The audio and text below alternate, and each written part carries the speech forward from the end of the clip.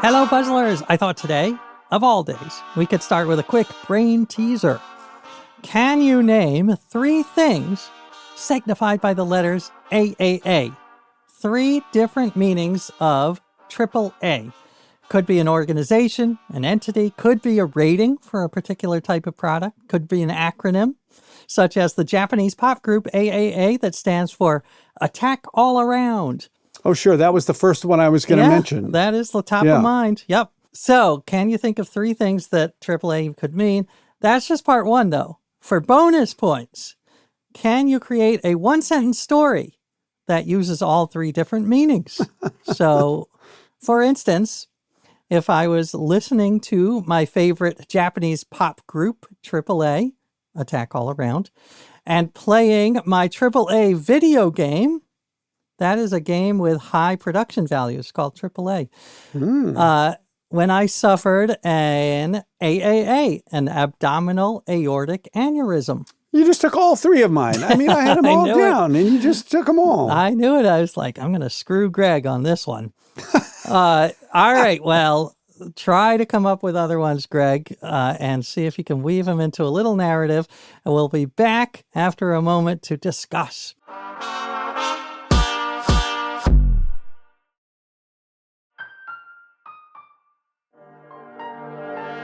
Hello, folks. Welcome back to the Hello Puzzlers podcast, the comfort foam in your orthopedic puzzle insoles.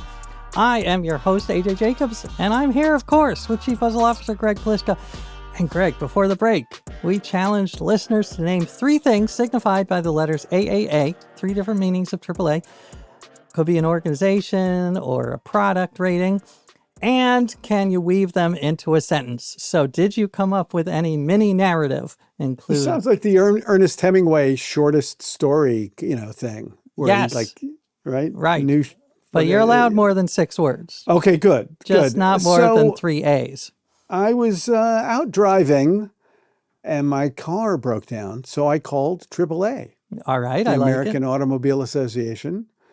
And they showed up and told me the problem was not the actual car battery, but the need for a different AAA battery in part of the vehicle. Oh, interesting. So I fixed that, but immediately lost control of the vehicle, went off a cliff and screamed, all the way down. Wow, that's a dark one. I didn't see that twist coming at the end. Yeah, that's what happens. I thought you were going to go to a minor league baseball game, AAA. No, I just went right off the cliff. Invest But some bonds. That was also a possibility. Yeah. All right. Well, that's it. We're done. I feel like we're done. I've gone off the cliff. How can we continue after that? What else is there to say? Well, that intro puzzle was a little foreshadowing into a puzzle we're going to do with our guest, whose first name actually does have 3 letters. He is a Hello Puzzlers favorite, audience favorite, host favorite. He's a brilliant comedian.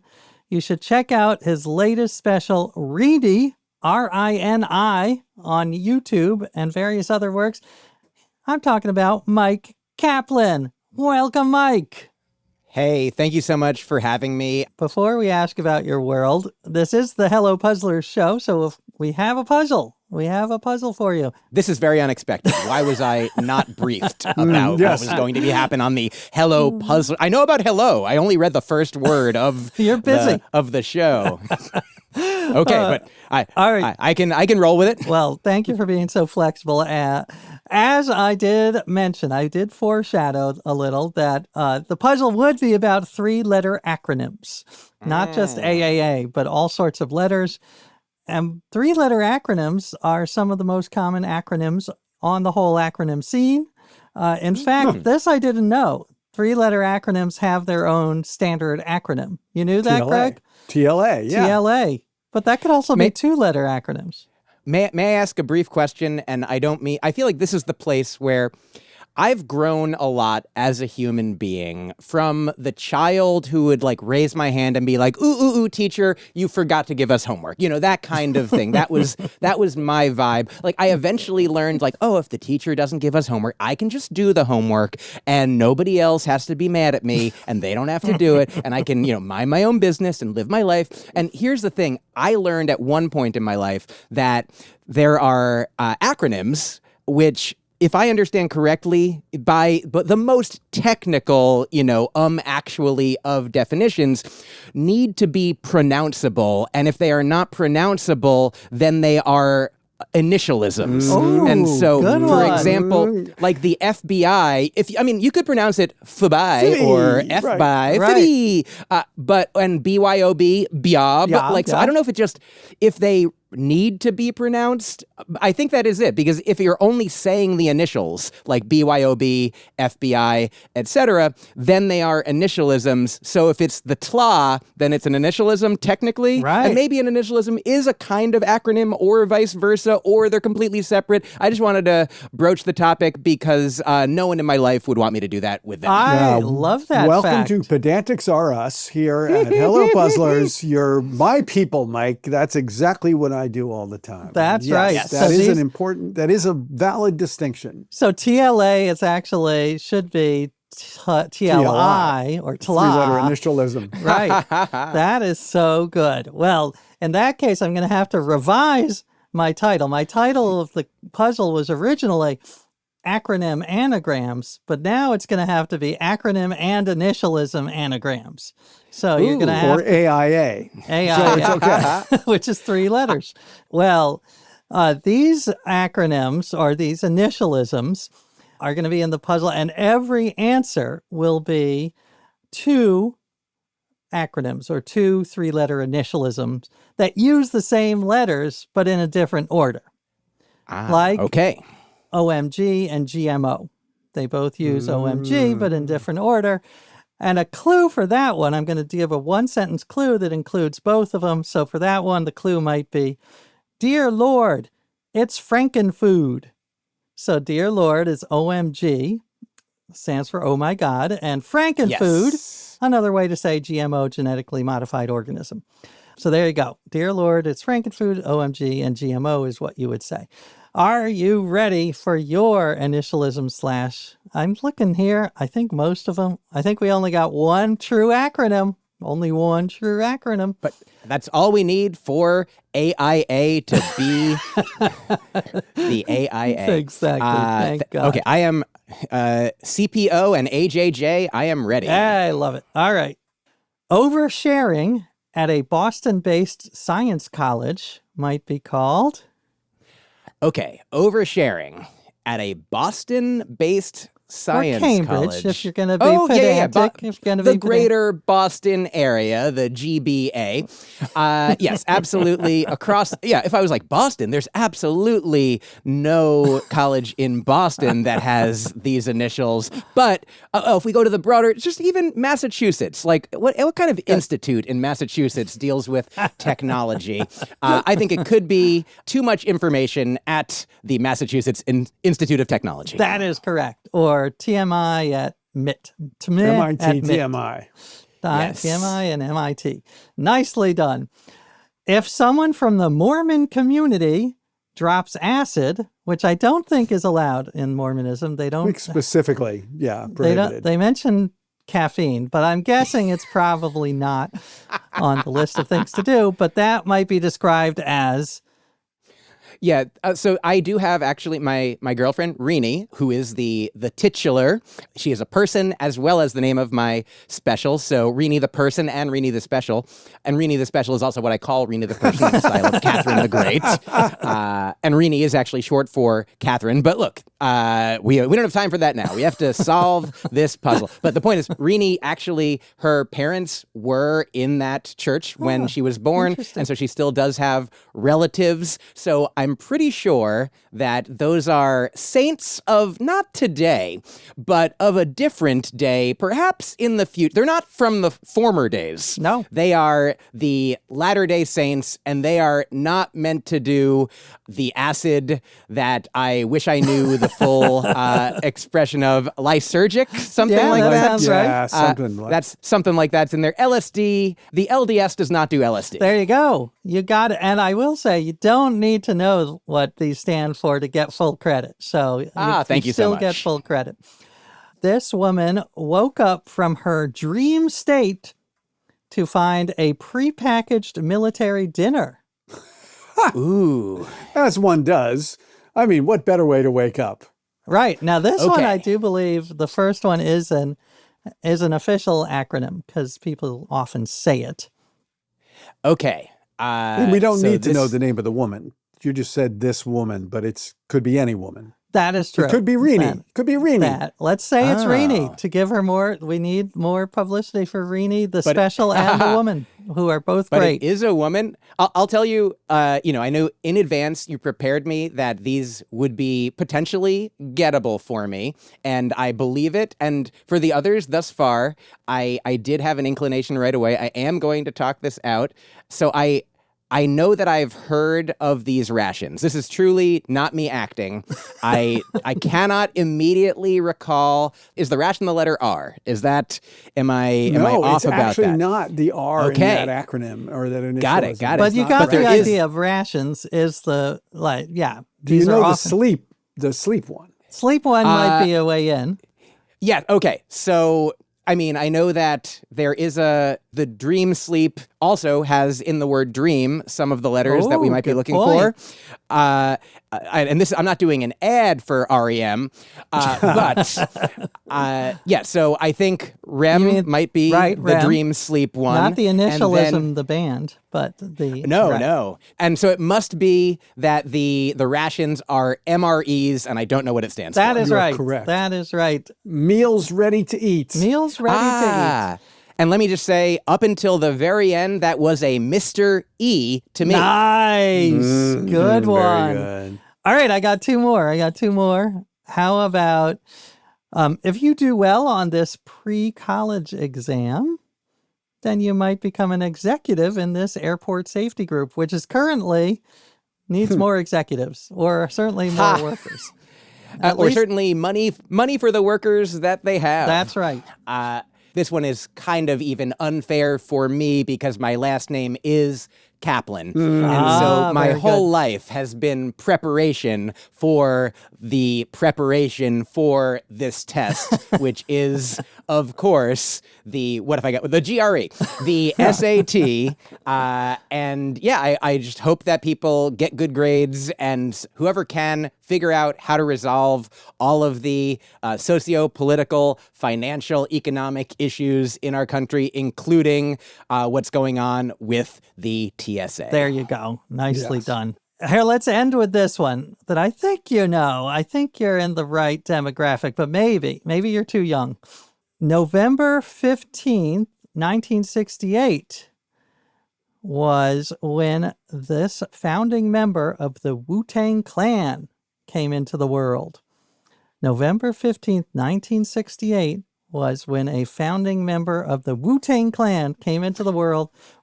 How might you describe that? Here's the only issue for me on this one. I think I have it, but I was like, man, there are so many members of the Wu-Tang Clan. I was That's like, true. okay, is it the RZA? That doesn't make sense. Is it the Jizza? It's not that.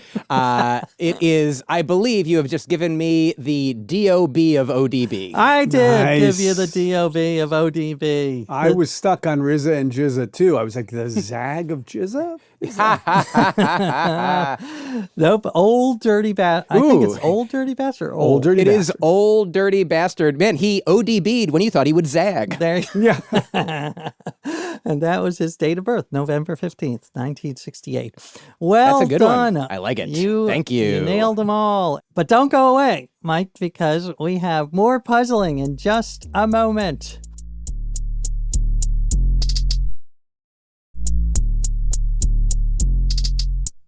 Hello, puzzlers. Welcome back to the podcast. We're here with the fantastic comedian Myq Kaplan. And Mike, Greg has a puzzle for you in just a moment. But before he gives it, we have a little segment called Puzzling Questions where we get to know our guest a little better so they can be a little less of an enigma to us and our listeners. We're going to ask about your wonderful special Rini, and you have a second special. You have many specials, so many specials. What was the second? The second one is... So Rini is the most recent full video audio special that can be both watched and listened to right now on YouTube or whatever streaming platform.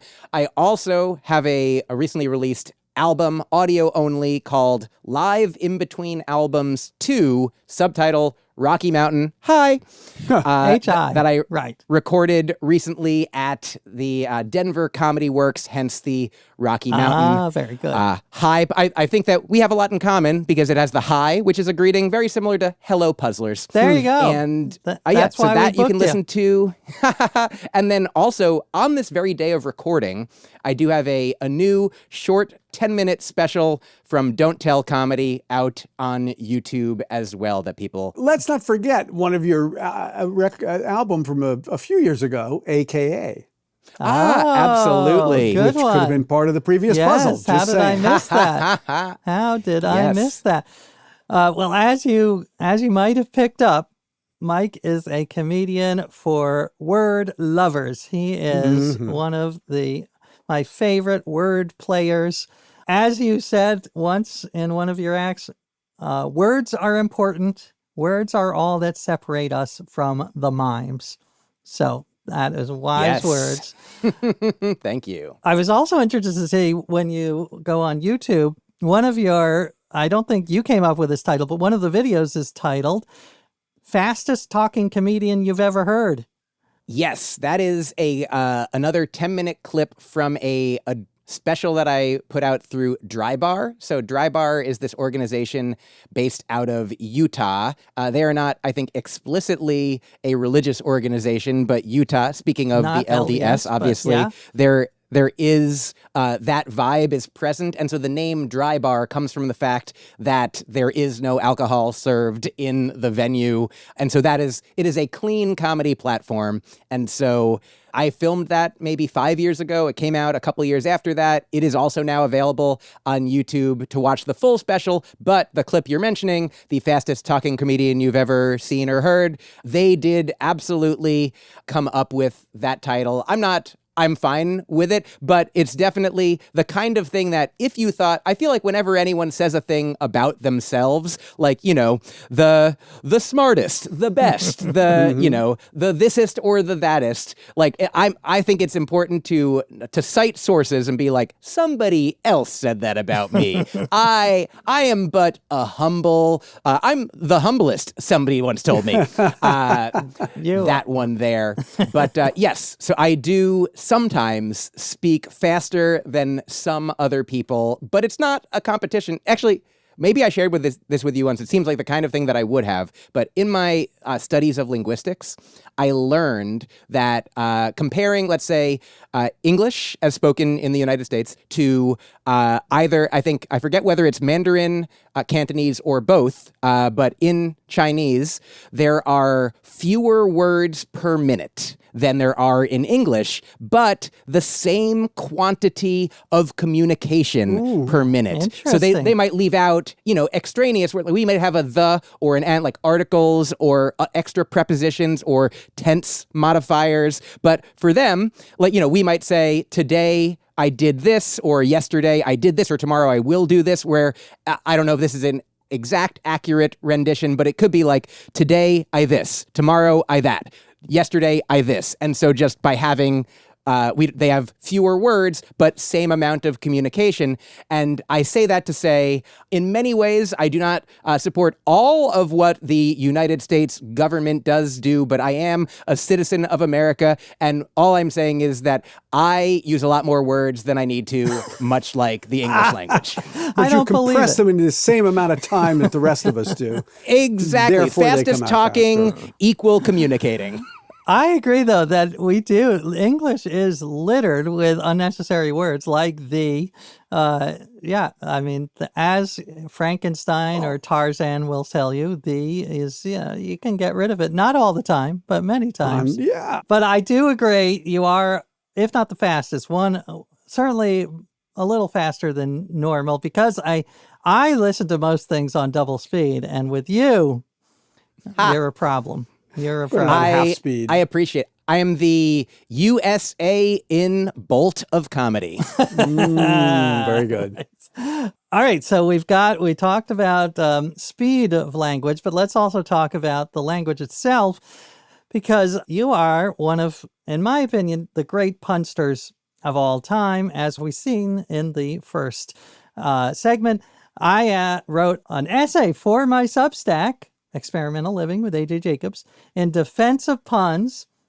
And the start of the whole article was a sampling of your brilliant puns. Can I read a couple? I would be honored. I do love your work, and so it is a pleasure, a delight, and an honor to know you. So I'm happy to be in this collaboration. Well, I'll read two, but if you have others that you want to pop in, please do. Sure. E. Cummings was not a fan of capitalism, according to his letters. That is very true. Double pun there. Yeah. Nicely done. Thank you. I like this one. Okay, so you're definitely the best at keeping your body completely still. What do you want? Atrophy? AKA a trophy? What do you want? Atrophy? Yes. A trophy? Yes. Nice. I think that one, I think it works better written so that the person reading it can have the experience simultaneously of atrophy and a trophy. But I think you did the best job possible speaking it. Yes. Well, I enjoyed it. It made me chuckle. And in my little essay, I tried to defend puns, and I think I believe my defense. I think that they show the slipperiness of language and that you have to pay attention. What is your thoughts on puns? You have a degree in linguistics, as you mentioned. So is there any academic angle you can tell us about puns?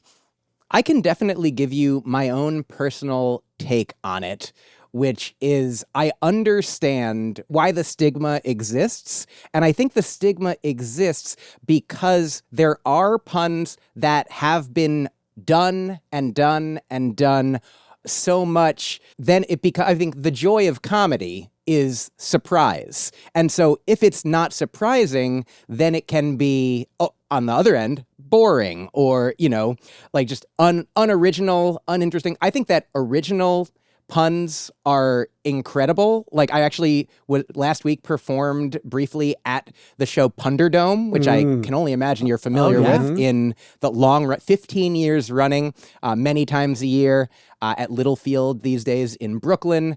And there are incredible punsters there. I did not win. Their puntestants are like, they take it, like I do what I do naturally, but I don't sit at home like doing, reps. I don't work out this muscle. Like this is for my joy. But there are people who are like, it's their joy and they really put a ton of work into it. And so there were for some of the people, they get a category and I see where they're going and I get it. And I'm like, absolutely. And they're doing it quick and it's impressive. But some people I'm like, oh, wow, that's one that I never thought of, didn't think of, wouldn't have thought of, wish I thought of. And so I think that like with almost anything, like so much of any kind of art, any kind of comedy, there's people who are doing it easily, lazily, not putting as much time and effort and work into it. And I think that those are the puns that get sort of the most play, but the original ones are incredible and I love when I see them. And I'll add this, that when it is also meaningful, like when it isn't merely a play of language, but it also, like one of my favorites that I go to that I didn't come up with, but I saw once, I'm sure precedes the movie, The 25th Hour with Ed Norton, but that's where I first heard it. And I'm sure you've heard it as well. It's champagne for my real friends and real pain for my sham friends. Like there is something, even if you've heard it, like if you take away the pun of it, like there is something, there's some there's a meaning to it. Right. You're like, oh yeah, I wish good things for the people I love and other things for the people that are not the people that I love. I love it. Yes. Well, let me finish by asking you, we talked a little about this before the show. Name 5 random things. Yes, I'm going to do my best. Okay, I'm going to close my eyes so I'm not looking around my apartment. The sky. I know that's there somewhere. Okay, origami. Oh, and let's see. How about Greek mythology? Okay. And persimmons and... That's a good one. That's random. And Mr. Hellwig, my history teacher from somewhere around 9th grade. I knew that was going to be the 5th one. I was ready for that. I want to let everyone in on behind the curtain. One of the things that we talked about before the show was that I usually have in my mind, if somebody apropos of nothing, asks me for random things, I have these grooves that are now not at all random that my brain goes to, and they are things like pirates, ninjas, amnesia, Santa, goats, and robots. Like, for whatever reason, I'm like, yeah, those things, why not? But then I wanted to be honest, because I feel like it's impossible to be truly random. Of course. Because there's always you're like, okay, not that thing that's in front of me, something that's slightly different from that. Like, okay, not soup, soap. Oh, how about, or slop. Now I'm just moving letters around. But, Well, yeah, when you said Greek mythology and then you said persimmon, Oh, I interesting. immediately thought Persephone. Oh. yes, Connects that's those two, probably, right? So in my linguistic studies in college, one of the classes that I took was a intro to cognitive science. And in that class, I remember very specifically, we talked about priming, mental priming, Yes. where we have, neural networks in our head, like obviously like networks of neurons, but also like linguistic ones where I think there have been studies that show, like, if you prime somebody like with the word ant, then that'll light up other things related to probably all meanings of ant. It'll prime uncle, you'll recognize uncle faster. You'll also recognize bug or insect. Or if you say bug, that'll light up insect and also spy gear.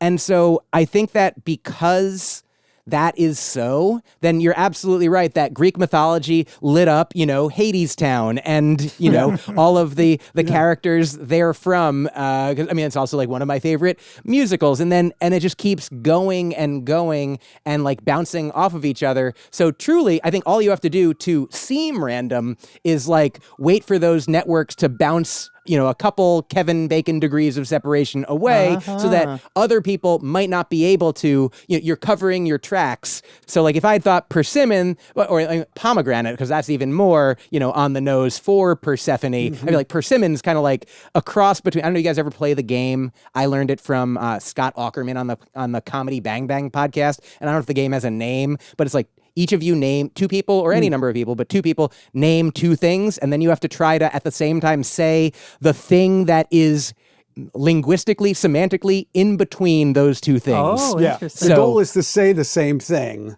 Yes. Starting from any two things. Should we just And try so one round yeah. of that since you Oh, bring we it can, up? sure. How You about can do it with so- three people too. So well, we Greg three people. and Mike. It's Greg and Mike. I'll okay. just sit and spectate. Okay. All right. I'm Okay, ready, so Mike. let's take a moment to. I'm gonna think of a word. Okay, I've got one. Do we like a ready? We'll go Three, three, two, two, one. Fish. phone. Okay, this is. So now you both have to try to come up with the same. We both have to try to come up with what's in and between. Ideally, you don't think about it too much. You just kind of go with the right. Yeah. Okay. Ready to go. Yep. Three, two, Three, two, one. one. Wire. Periscope. Okay. What did you say? Oh, I said wire. Three, You get two, one. one. Fish Submarine. Oh, Okay. I had God, high I almost hopes. said that. I had high went- hopes. yeah. All right, one more. I'm addicted. Okay. Submarine and fishhook. Okay. Okay. Ready? Yep. Three, Three, two, one. one. Net. Fisherman. Oh, Okay. Listen, we're in this space in this You're game getting where you. close. You're getting This is what close. happens when you get close. Is then we're kind of like bouncing back and forth between that's a problem to fishermen. get close. We're in the same sphere. Okay. One more? Yeah. Okay. Yeah. Three, two, one. one. Trawl. Boat and trawl. Boat and trawl. Ready? All right. Three, two, one. Sea. Water. Yeah, There I you think go. like you said sea, I said water. That's right. Those are We're on. synonyms. We got it. I give you. What's so fun about it is we get more specific, and then that time we got general. We're like, Right. okay, we're just gonna zoom out for a minute. Big Yes. picture, water. And then probably look, I'll give it to us. You said sea, I said water. We would have both said ocean Yeah. on the next one. Yeah. There That's you what we go. were gonna say. All right, let's pretend that happened.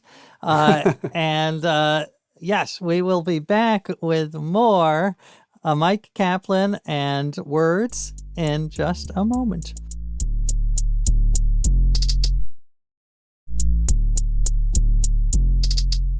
Hello, Puzzlers. Welcome back to the Hello Puzzlers podcast. We are here with the great Myq Kaplan, comedian, writer, word lover.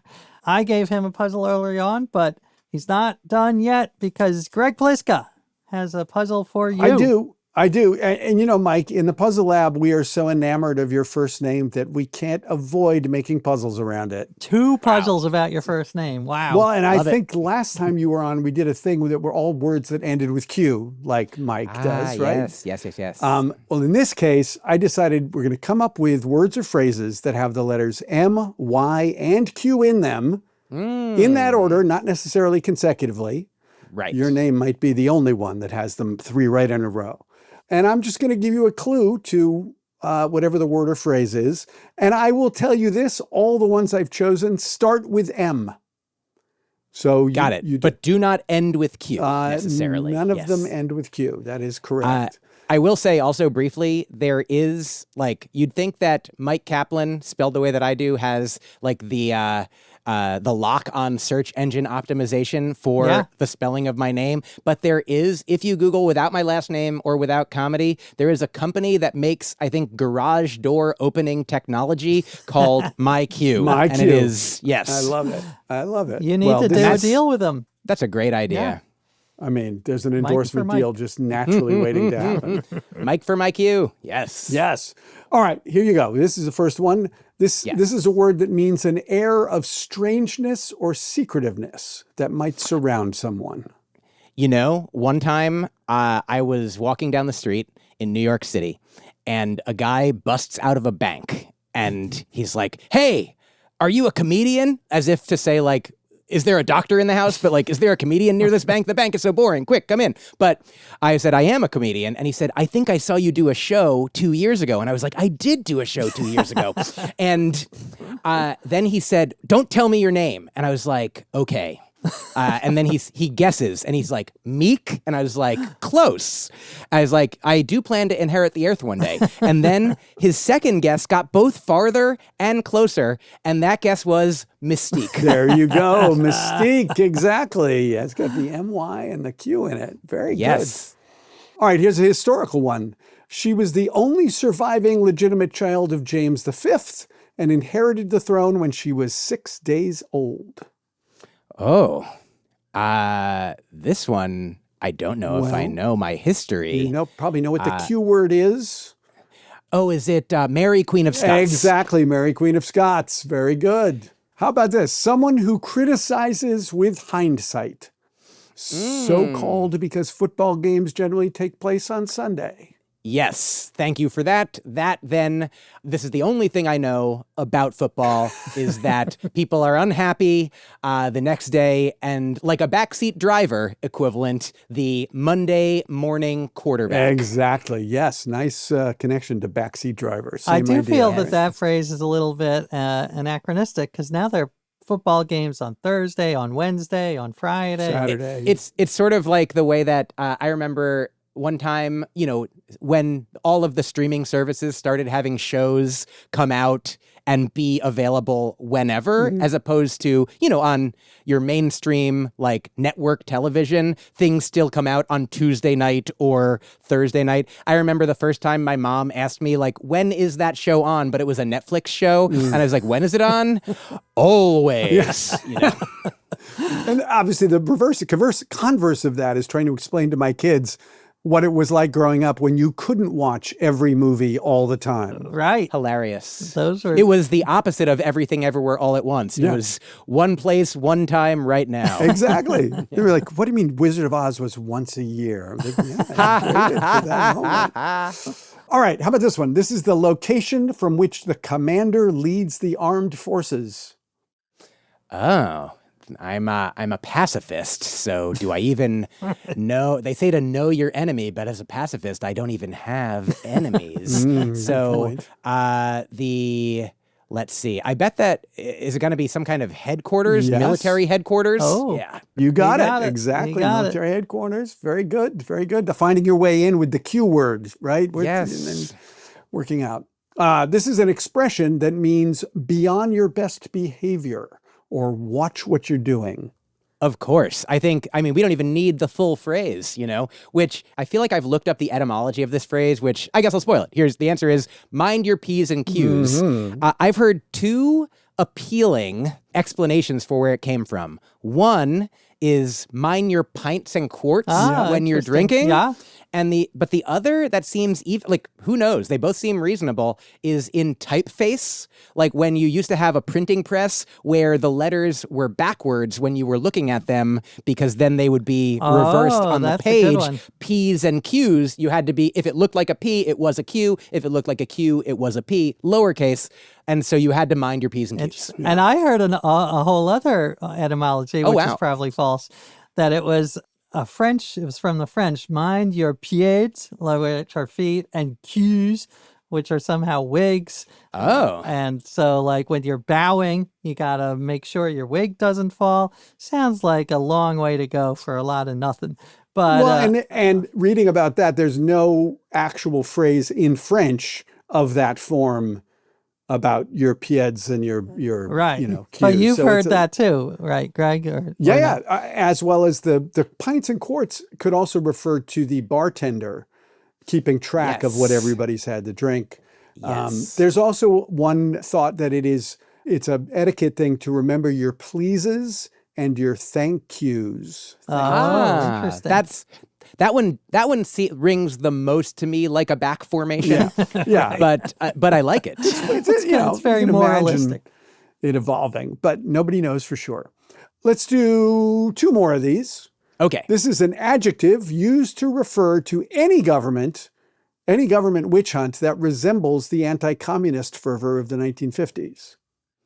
Oh, any witch hunt, the Red Scare, it's an adjective you're looking for. Related particularly to the guy who led the anti-communist fervor. Oh, of course. That is then McCarthy-esque. McCarthy-esque, yes, very good. Yes, very good.